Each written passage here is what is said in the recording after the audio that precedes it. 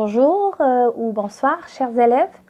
Dans cette vidéo, nous allons faire un petit retour en arrière pour redécouvrir le groupe nominal, et pour les élèves qui ne l'ont pas encore fait, ils vont le découvrir aussi parce que je pense que certains élèves l'ont déjà fait en classe, mais cela n'empêche pas de le refaire une deuxième fois avant qu'on découvre ensemble ou avant qu'on passe aux leçons des différentes expansions du nom.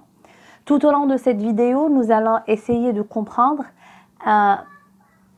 ou de répondre à un certain nombre de questions pour vous amener à acquérir un certain nombre de compétences, notamment reconnaître ou être capable de reconnaître le groupe nominal, être capable de reconnaître son genre et son nombre, c'est-à-dire le genre et le nombre du nom, être capable d'identifier les constituants du groupe nominal. Alors, je vous fais découvrir les questions auxquelles nous allons essayer de répondre. Alors, on va essayer de répondre à ces questions. Qu'est-ce qu'un groupe nominal? Ou bien on va découvrir qu'est-ce qu'un groupe nominal, quelles sont ses caractéristiques, quelles sont ses catégories et qui peut le substituer, c'est-à-dire qui peut remplacer effectivement ce nom ou ce groupe nominal. La première question qui s'impose, qu'est-ce qu'un groupe nominal? Alors, avant même qu'on détaille vraiment et qu'on décompose ce que c'est un groupe nominal, je vous invite à découvrir ces images et je vous invite aussi à essayer de repérer le nom parmi les mots proposés à côté de chaque image. D'accord? Je vous laisse pour un petit moment et on se retrouve tout de suite.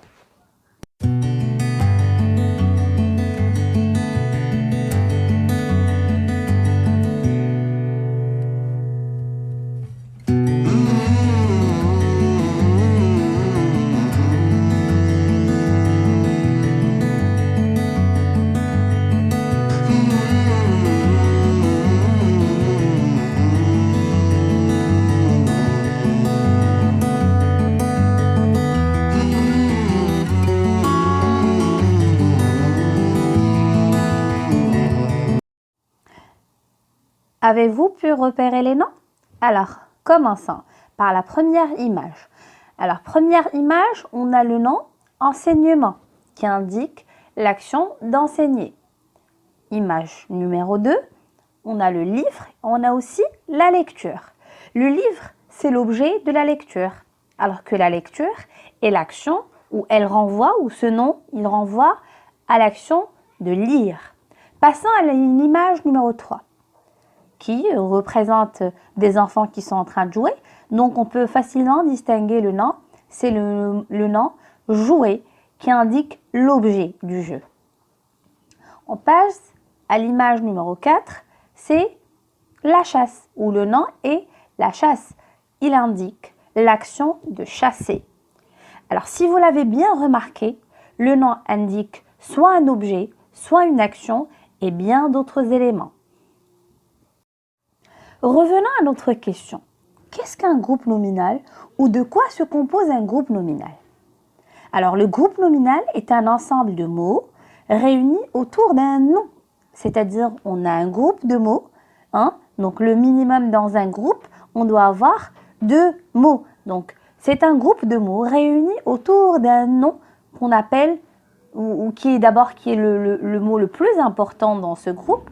Et on l'appelle aussi le noyau, ou le chef du groupe. Il est souvent composé d'un nom précédé d'un déterminant qui constitue ensemble la forme minimale de ce groupe nominal ou d'un groupe nominal. C'est-à-dire, dans un groupe nominal, la formule minimale qu'on peut avoir, c'est un déterminant plus un nom. Alors, maintenant que vous savez de quoi se compose un groupe nominal, on a dit il se compose d'un déterminant et d'un nom qu'on appelle le noyau ou le chef de ce groupe nominal. Et d'ailleurs, le groupe porte le nom de son chef, le groupe nominal. La question qui se pose, ou comment on peut distinguer le nom des autres classes grammaticales? on sait très bien que le nom est une classe grammaticale. Comment peut-on distinguer le nom des autres classes grammaticales, c'est-à-dire de l'adjectif, du verbe, de l'adverbe, du déterminant, etc. Alors, pour distinguer le nom des autres classes grammaticales, il faut connaître ses caractéristiques.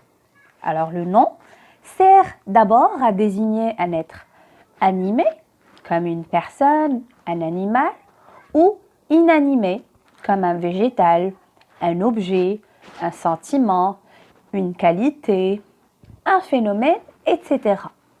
La deuxième chose qui le caractérise, c'est qu'il a un genre, c'est-à-dire il est soit masculin, soit féminin. Et pour savoir le genre d'un nom, c'est le déterminant qui nous l'indique. La troisième caractéristique du nom, c'est qu'il est généralement précédé d'un déterminant qui, bien sûr, renseigne sur le genre et renseigne aussi sur le nombre. Et la quatrième et la dernière caractéristique du nom, c'est qu'il a un nombre, c'est-à-dire il peut être singulier comme il peut être pluriel. Prenons des exemples pour chacune de ces caractéristiques.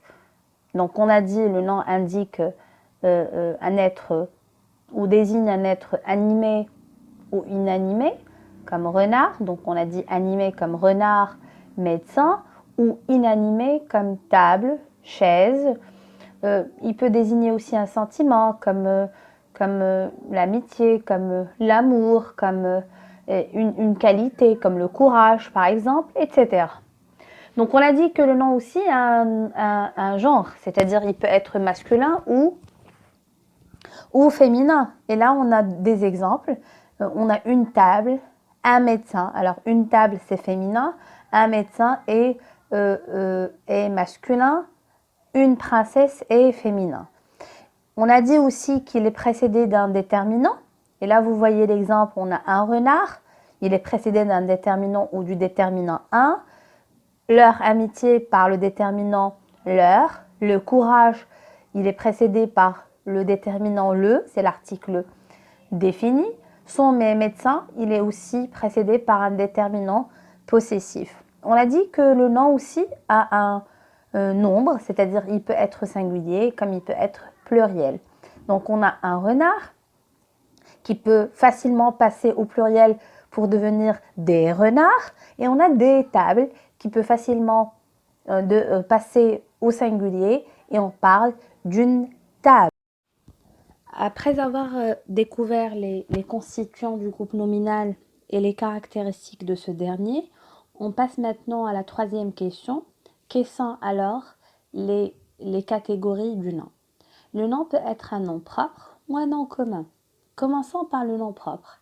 Le nom propre est très rarement précédé d'un déterminant et il désigne en particulier le nom d'une personne, d'un lieu, d'un pays, d'une ville, etc. Comment on peut le distinguer du nom commun? C'est qu'il porte toujours une lettre majuscule au début. Quant au nom commun, il fait partie d'un groupe nominal qui est souvent précédé d'un déterminant. Alors on prend des exemples pour le nom propre. On a le prénom Ali, Maroc, Afrique. Et pour le nom commun, on a dit qu'il fait toujours partie ou qu'il constitue généralement et souvent un groupe nominal. On prend l'exemple d'un garçon, notre pays. Maintenant, on va passer à la dernière question. C'est la question de qui peut le substituer, c'est-à-dire qui peut remplacer le nom. Le seul élément ou la seule classe grammaticale qui peut remplacer le nom est le pronom.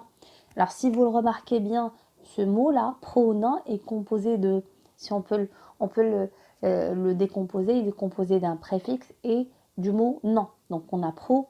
Ça veut dire que c'est un élément qui peut remplacer le nom et il prend son nombre et son genre. C'est-à-dire, si on décide de remplacer un nom par un pronom, sachez que ce pronom-là doit avoir le même genre et le même nombre du nom qu'on va remplacer.